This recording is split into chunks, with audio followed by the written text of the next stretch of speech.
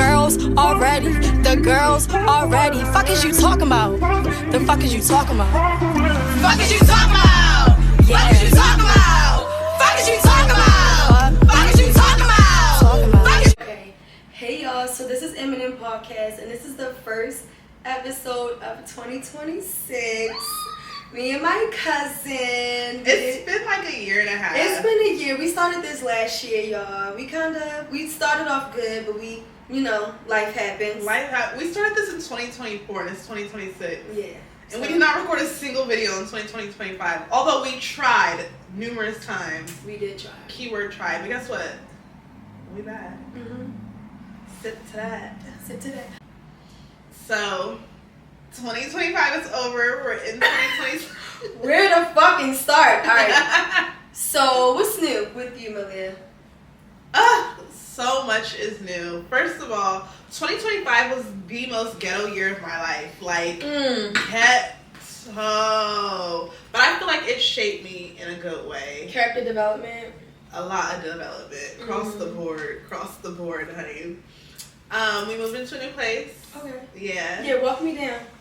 We moved into a new place. I got 2-bedroom now. I got 2 baths. I got my own room, y'all. She got a room, y'all. When I walk in here, I go straight to my room. I have my own room, my own bathroom, and my own walk-in closet, actually. No, you really do. I did. We moved, but that's a story in itself because we moved. I'm trying to move again. Okay. Mm-hmm. We still have an amazing job, thank the Lord. Thank the Lord for that. And the business is growing. Year 2 of business was hard, though. I'm not even gonna lie. Mm-hmm. It was hard. But what did you feel like made it hard compared to the first year? The first year was like a fluke. The first year, I just kind of like randomly went viral. I had business. Mm-hmm. It was everything that I did was a first. So I had no expectations. Right. Year 2, I feel like I honestly gave away too much free game, and so I created competition for myself, and I had to reinvent myself.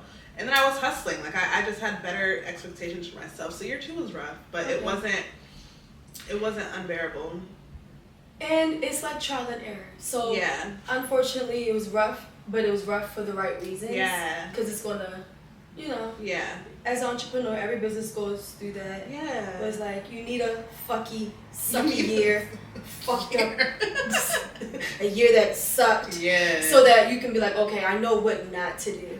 And I feel like it's making me a better. Yeah, and it built that drive. Like Because I could have quit. You could have quit. You pushed through. That means it's something that you really like to do. You're really passionate about it. Yeah. You love it. Yeah. So 2025, like professionally, was a growing year. Okay. Personally, it started off amazing. Like I had a dream board at the beginning of 2025, and it started off amazing. And I think that was the devil because he saw what I had planned, and so he was like, "Oh, I'm gonna make her think that this is God answering a bunch of prayers," and it was not. In fact, God answering prayers. I lost some friends, but by the end of the year, I was back into the space that I needed to be. So that was my 2025. Okay. How was your 2025? My 2025 was ghetto. We both had ghetto. It was years. ghetto. I'm not gonna say I'm a victim. But it was very eye-opening for me. Yeah. 2025 was real ugly. It was real ghetto. But it was a year of transition for me. Yeah. Yeah, I'm not gonna lie. Like it was a year of me just being still and being okay with where things were and making the best of it. Like looking at my cup as if it's half full, not half empty. My business is going great. Yeah. It's up and down, but I feel like right now I'm in a great space financially. Thank God. Thank God. Oh, I got a job. Remember I had that job? Wait, my girl became a 9-to-5 girl. I got my first 9-to-5 ever in my life. I have not. Oh wait, I worked at like Giant in Hollister in high school. Yeah. But other than that, I never worked. I never had a job. But I had been an entrepreneur all my life. So I got my first like real job, and I was doing like patient care work, and it really taught me a lot about myself. And you stuck with it. I stuck with it, and I really liked it. Like I really liked them old people. I was cleaning their butts and shit. I was like I really thought, I was like, I'm not as bougie as as I thought I was like fine. I was like great with it, and they loved me. I loved them too. But it got to a point where things, you know. You had a lot going on. I had a lot going on, and then my business was picking up, like work was picking up for me, and I was like, all right, so do I sacrifice my entrepreneur business that I worked so hard for from the ground up for years, just to go into this 9 to 5? And I was like, okay, all right, I'm gonna just cut the shit. I quit the shit. I quit the fucking job. I had to quit the job. I'm not gonna keep going to the job. But I'm proud of her because a week in to having the job, maybe 2 weeks. I be a little manic and I be doing shit. We was outside, and so I'm like, Leah, do you want to do this tomorrow? Yeah. And she was like, draft this 2-week letter for me. She literally, I called my cousin. I was like, Malia, can you please write me up a letter to quit the job? I was like, I want to leave with integrity. I want to leave. And she was so serious. I was so serious. It was like I just was like, I have to find the way out. And then it made it so bad. Like my aunt got me the job. I know. So it was like I wouldn't want to quit. And like they're gonna be treating my aunt all funny when I leave. Like don't be treating my aunt funny when because I quit. You know what I'm saying? But like y'all, I quit. But I'm happy that you stuck with it as long as you did. I stuck with it for a while. Yeah. And it was also an hour away from where I live. I live in Baltimore. It was in Pennsylvania. So my aunt lives in Pennsylvania. So I was gone all the time. It gave me a break. It was a good mental break. I was in Pennsylvania. I was working. I was away from everything in the city, all distractions. Yeah. And also, I got a gym membership. She showed it. I did. Like, I had to find things to do out there to occupy my time. So, like, when I got off work, I didn't have shit to do. Yeah. So, I'm like, just go work out. Yeah. I'm not trying to lose no weight. I'm already petite, itty bitty. But I was definitely trying to tone that. Yeah. So, so. I love it. We survived 2025. We survived 2025. Like, and it had some high highs. I'm not even gonna hold you. The highs were high, and the lows were. I think it was like no in between.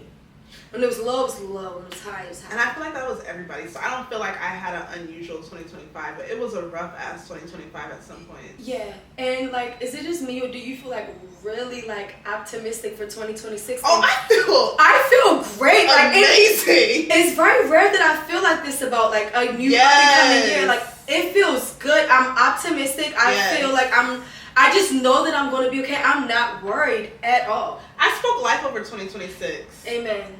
There we go. Yeah. So I are like in my bones, the conversations I had with God, this is going to be a good year. It's going to be a good year. And I'm getting tenfold for everything I lost in 2025. Absolutely. It's coming back. I'm shitting on the devil this year. Shitting on the devil. Yeah. Yeah. all them spirits and everybody's getting shitted on. Including if you know, you know. Okay. Okay, what's your high? My high. Okay, wait. Do you want to tell me your low of 2025 first, or your high of 2025? Let's do the low first to get it out the way. Let's do the low. Like the low of 2025. Definitely, I feel like a nigga had a one up on me for a cool little minute. A nigga had a one up on me. He had a one up on all of us. I'm not gonna lie, because like I literally thought that was like my brother-in-law. Y'all, this is cut water in the wine glass, by the way. Yeah, we for strawberry. But anyways, yeah, like I really thought like. No, a nigga had a one up on me. And I'm not even like, and this is what I love about life too, because I'm gonna own every last one of my L's and every last one of like my flaws in a sense. I love my experiences. The people that I've had the chance to be in communication with, in agreement with for however long we were in agreement with, like I'm never gonna negate that time. Like even people that I fell out with that I'll never even spit on if they catch on fire, I'll always appreciate the time that we had together, because I had to learn something, I had to get something from that time together.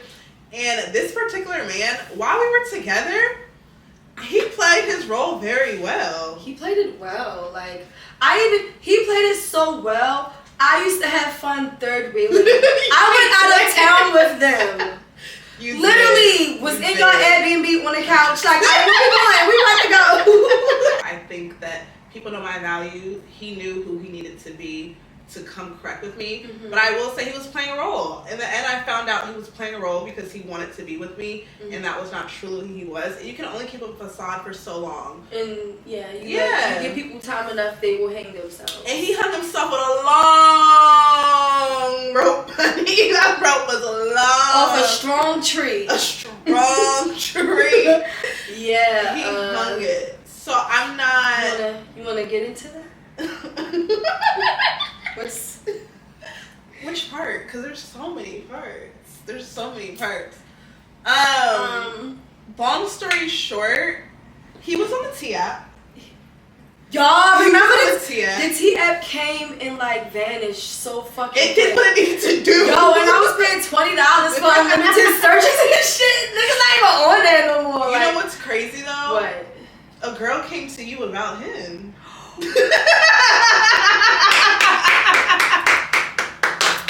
How did I fucking forget that? Yes. I mean, mind if I? Yeah. Okay. So. She said, okay. So when I went, I was hanging out with them. As I said, I like to third wheel them. So I was hanging out with them one time, and then I got a DM from this girl, and she was like, "Hey, that girl that you post, your friend." Correction, my fucking cousin, my blood cousin, as you can see.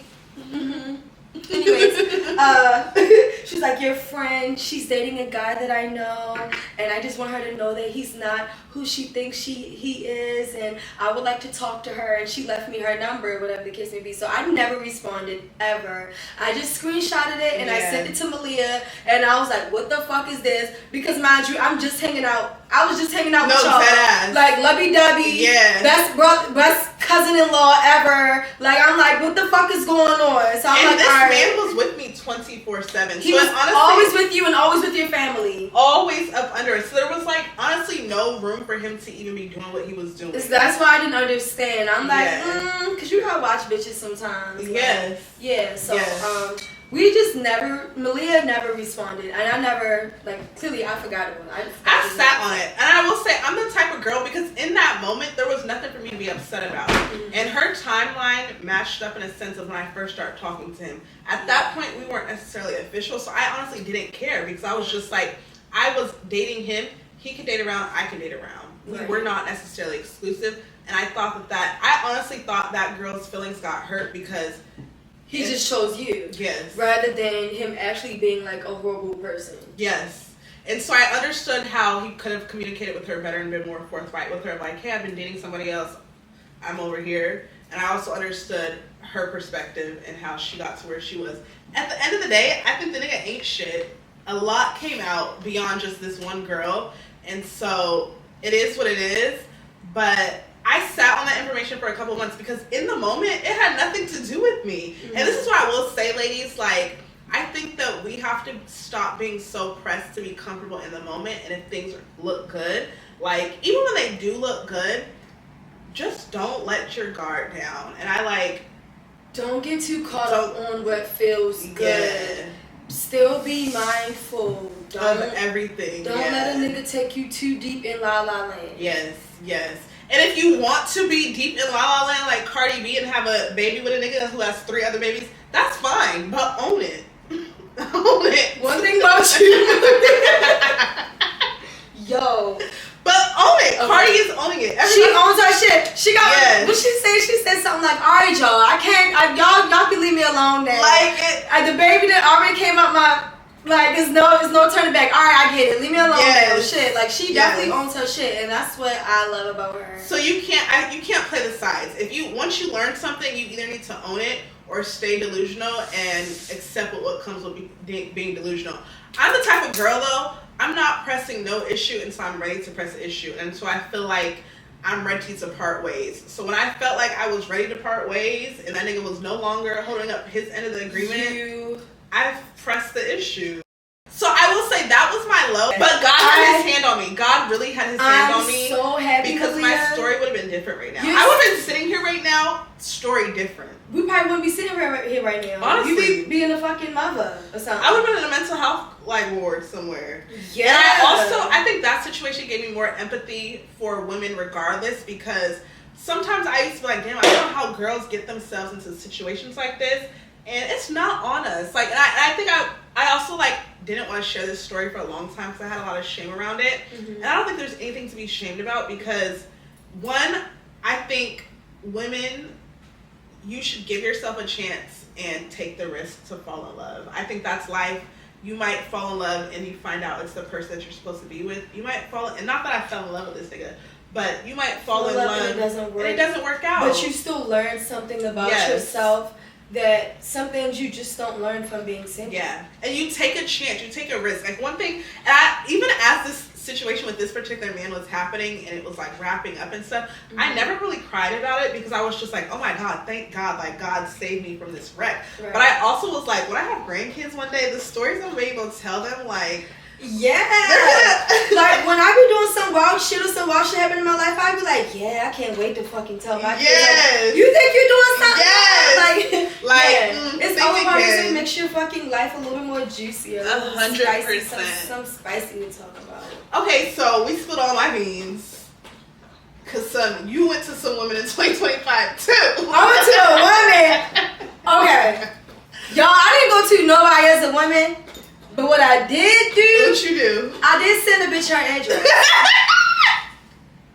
Is that considered coming to her as a woman? Break it down for the people. I was going through the nigga phone all summer, all spring, all winter. Every chance I got, I was in the phone. Y'all, don't go through phones, y'all. Unless... tell your story. It got to a point where she was in the phone so much... I said, I don't give a damn about what's in the phone no more. That nigga is playing double dutch in your face, and I want you to stop calling me. Don't go through a phone unless you're ready to act on it. Malia was like, I don't want to keep fucking hearing it. She's like, okay, y'all. It's a little tricky. I did love him. I do love him. Emphasis on that nigga's still here. Huh? No, he's maybe. You know, you gotta keep bitches. I mean, he might be. It's the hair. He might be. He might be. Anyways, I was going through this nigga phone all summer, spring, whenever. Niggas were really playing your face. However, I'm not gonna say that I'm perfect. One thing I don't do well with is uncertainty. Yeah. So like you can't tell me, oh, we not together, but we together, but we exclusive, but we this. That's confusing. That is very confusing, and I like things to be predictable. I like things that are simple. Yeah. Things that I know what to expect from this. Like I like things to just be in order. I don't like chaotic chemistry or chaotic relationships that I just can't label or I can't like. So once that happens, yes, I'm gonna be good to you. However, I will weigh my options. And you weigh them. You weigh them all. My cousin has a good scale. She be weighing. I will always weigh my options. Yeah. I will never be just left down and out in a drought.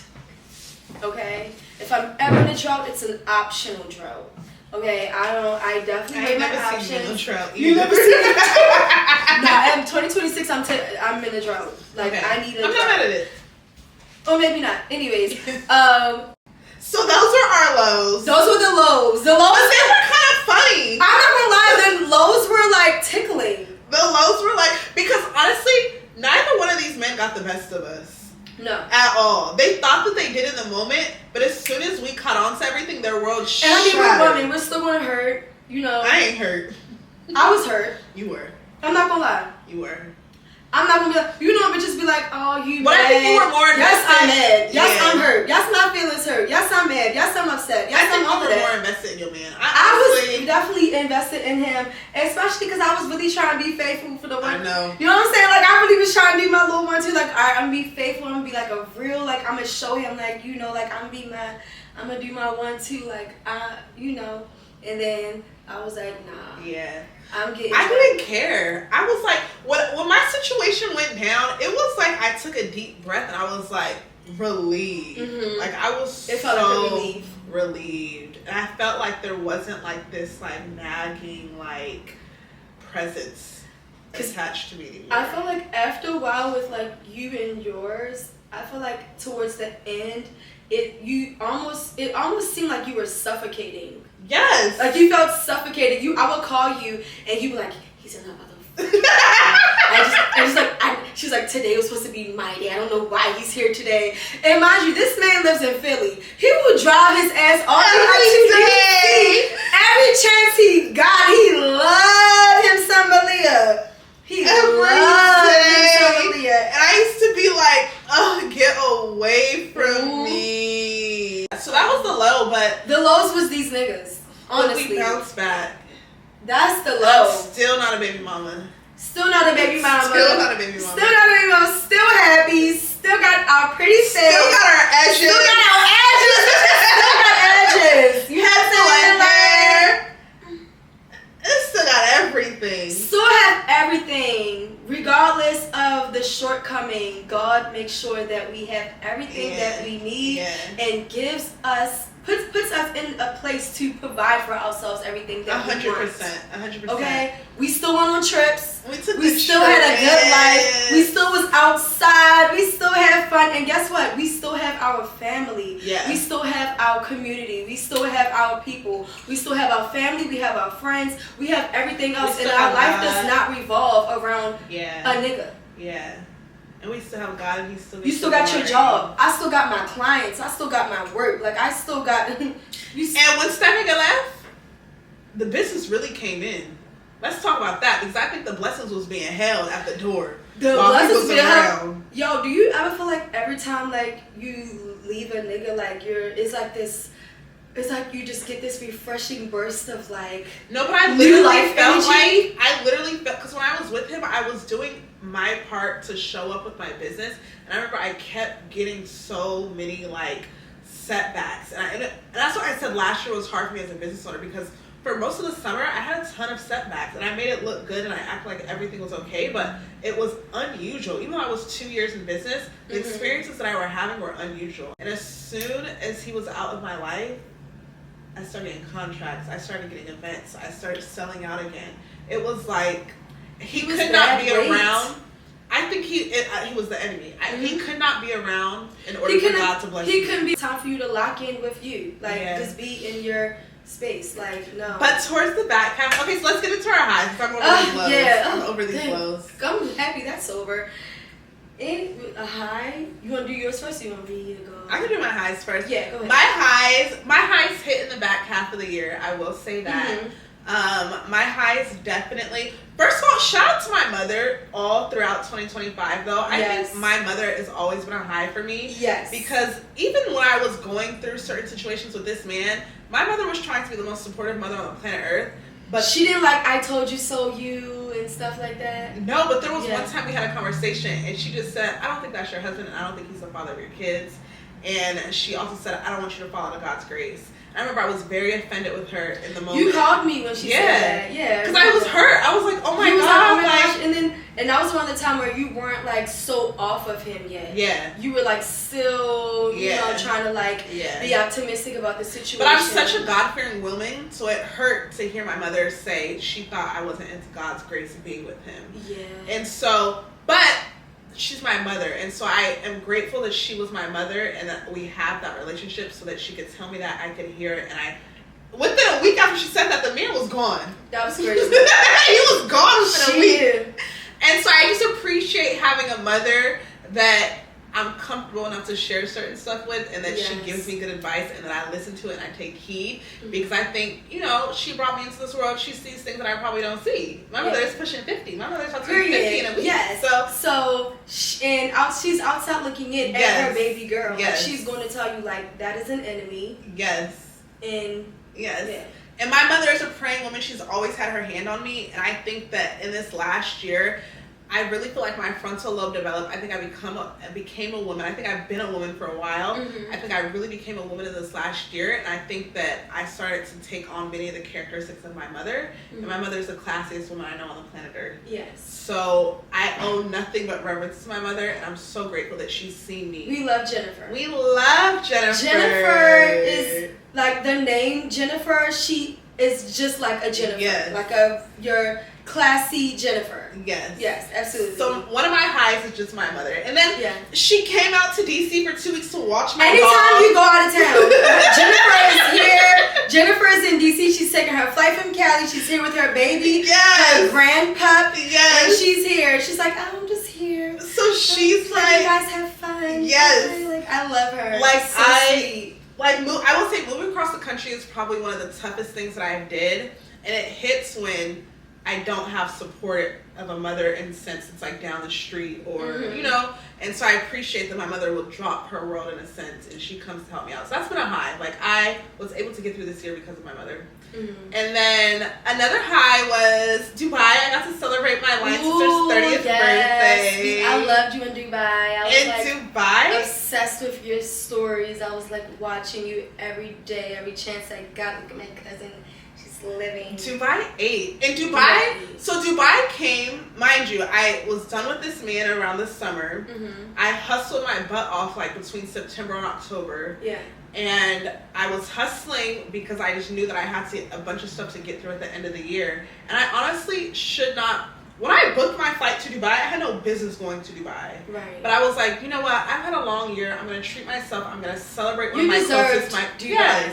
Oh, so tell them, because we're talking about highs, right? So tell them what you. I'm going to get there.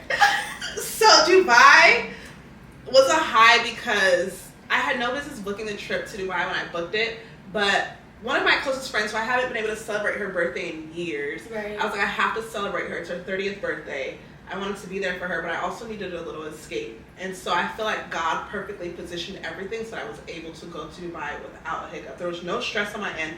I booked my flight, and as soon as I went on the trip, the funds was in the account. Like, the funds was in the account for me to take my trip. There you go. And so I took my trip, and I just had like, and this was the first girls trip in a minute too, where there was no drama.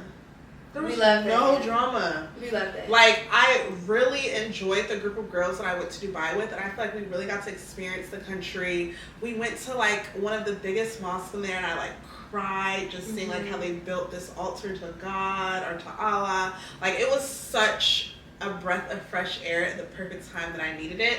And people say Dubai is like, oh, it's low key, it's wholesome. I turned up in Dubai. I had a ball in Dubai. That's tell them. She's like, get into the juicy Let's get stuff. to the good part. No, so like, you know, God removes and He replaces.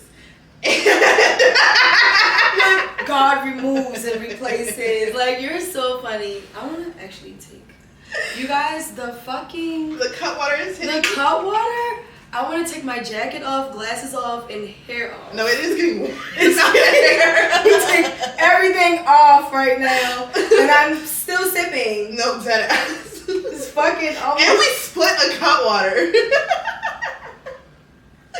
No. Okay, you finish. No, so while we were in Dubai, you know, I'm minding my business at the mall.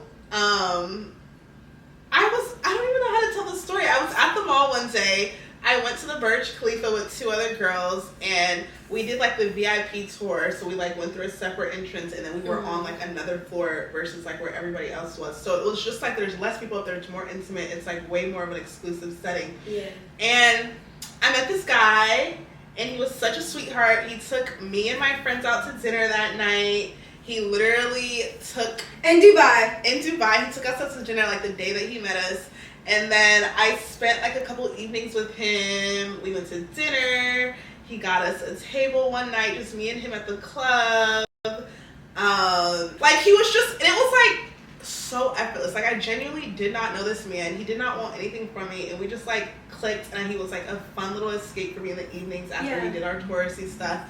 And we've been in contact every single day ever since. And that's my little boo. Yeah. Yeah. That's my cousin's boo. That's my little boo. She like it, I love it. Yeah. So, and I'm about to be real international with it. He doesn't live in Dubai. I will say that. He does not live in Dubai. He lives in Africa. Yeah. Yeah. But I'm about to be... And I'm supposed to be going out there. I'm supposed to be going out there. Literally in 2 weeks. Ooh. 2.5 weeks, 2 weeks. Yeah. Yeah. So that year ended... I went from a wannabe rich ass nigga to like... A real one. And a gentleman. Like, I don't even call him a nigga. Like, he's a gentleman. Like, he's a... Yeah. Yeah. So, what was your high of 2025? My high of 2025, I would say, my high was just having fun with my family and going out of town, whether it was out the country or to another state, whatever it was, just having fun, being outside and having my motion. Also, another high for me was I learned a lot about myself. Like I feel like I'm going into 2026 with a new set of boundaries. I will never ever again deal with a man who was unsure of me. It's a lot of things I just will never do again. 2025 has like raised the bar for me. Like the bar is raised, and not in a way of, oh, someone came around and did so much, but like, oh, it's because like I know that I value myself. Like I have a new sense of self-worth. Yes. And 2025 was the first time that I took so much time like just being in solitude with myself. Like I got the job. Like I did a lot of new things that I thought I would never do in 2025. Like I never thought I would go back to my mom's. I never thought I would get an actual 9 to 5. I never thought I would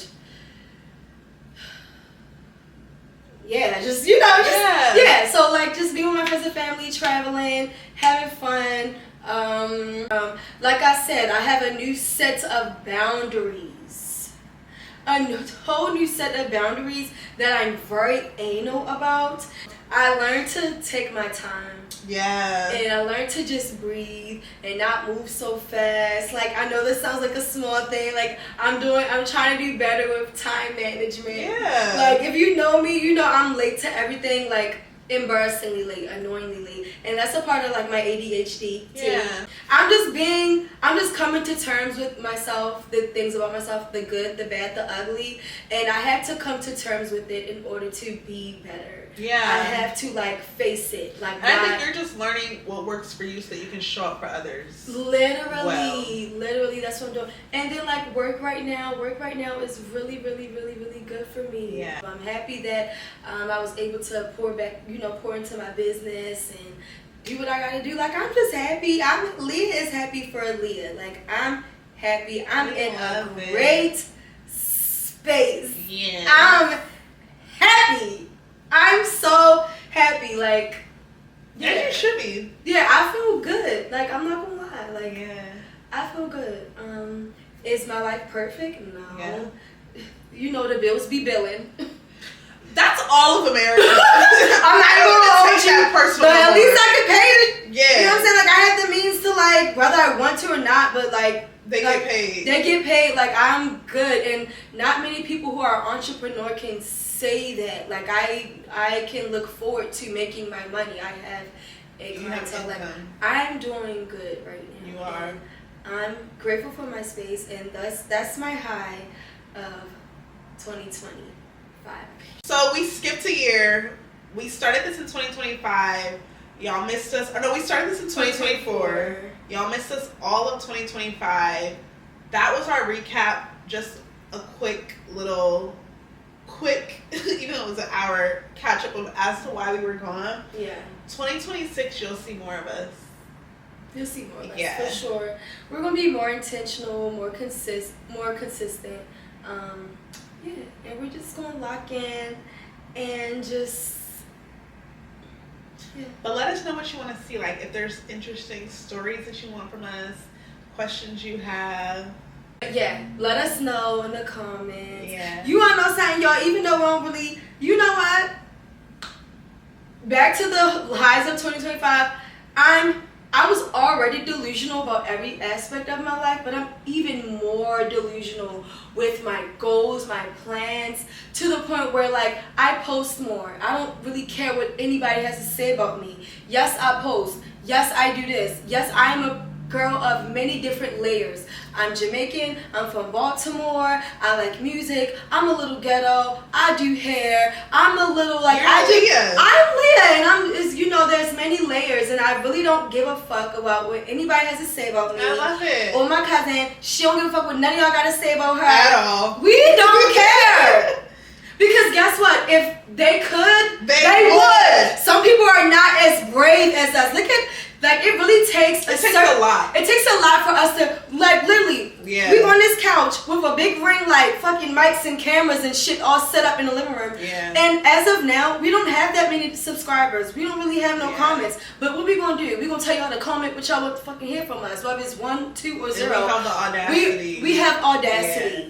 And we have the audacity about a lot. We had the audacity to start businesses. We have audacity to date and to try again, to fall. And to be out loud on the podcast just talking about this shit. Like, we have audacity. We have the audacity in our friendships, in our family life.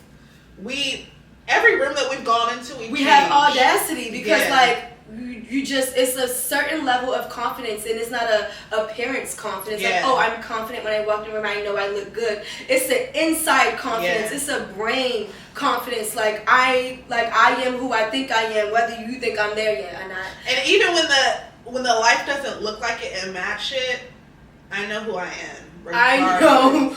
And I don't know nobody that can walk on our shoes. Nobody. Not a person. In yours or mine. Literally. And I wouldn't want to walk in nobody else's shoes at all. No one. Like, other people's lives seems boring. Like, boring. Like, I love it over here.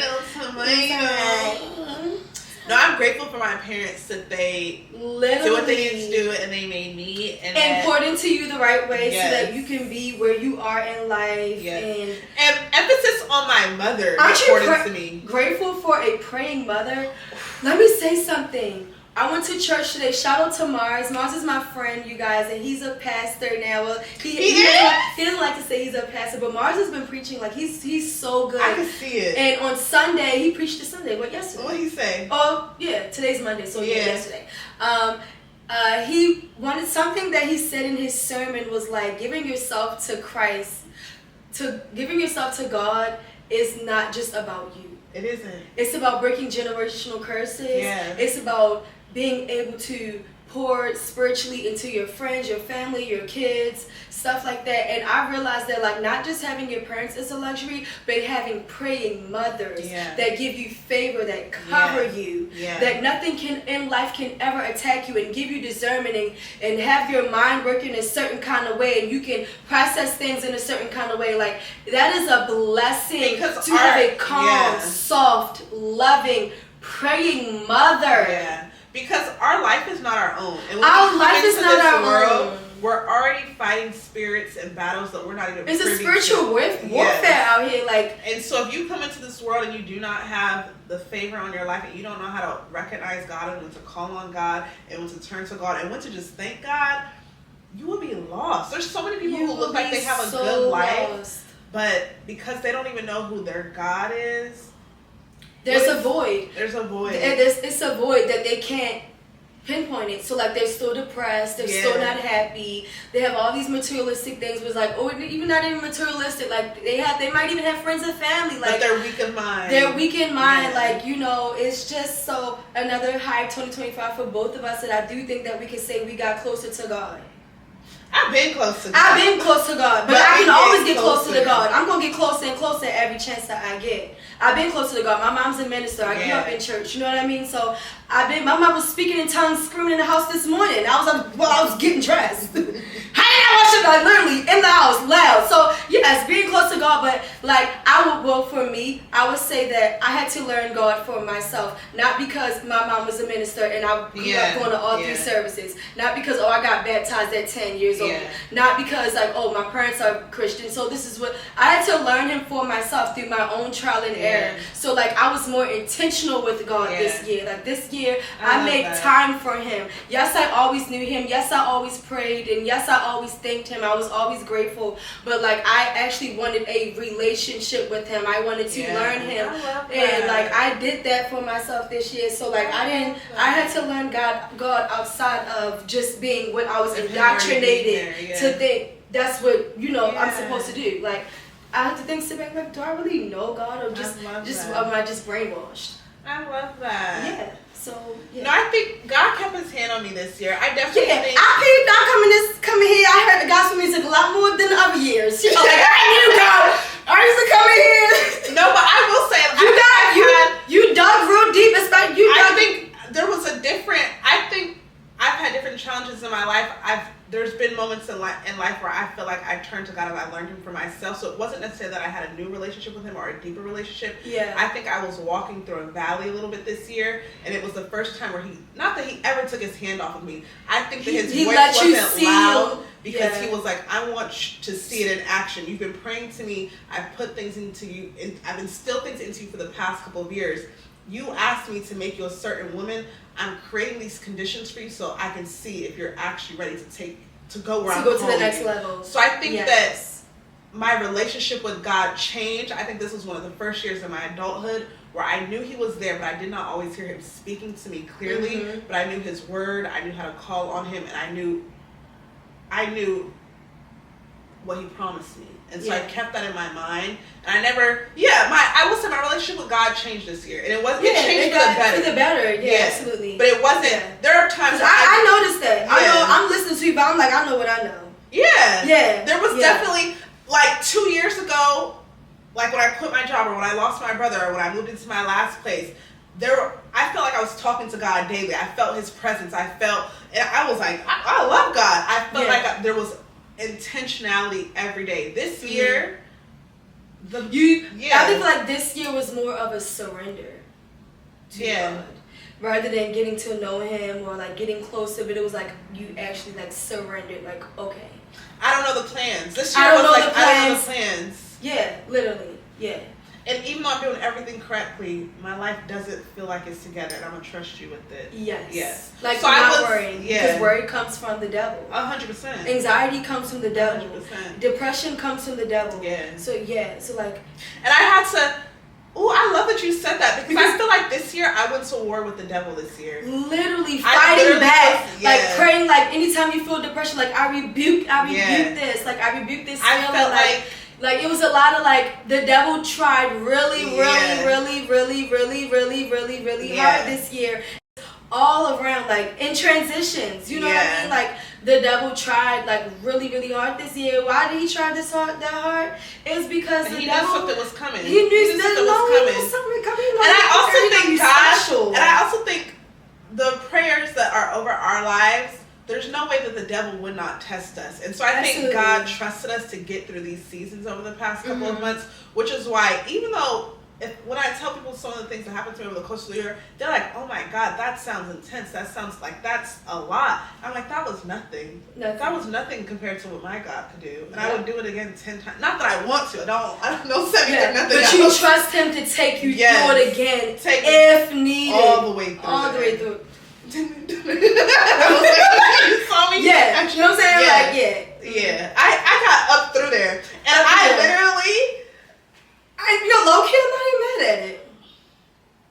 It's all like... it builds you. It builds character, you know? And this is going to sound crazy, Leah. What? I have fun when it's time for me to like go to war in the spiritual realm. Literally. And that sounds crazy because it shouldn't be fun.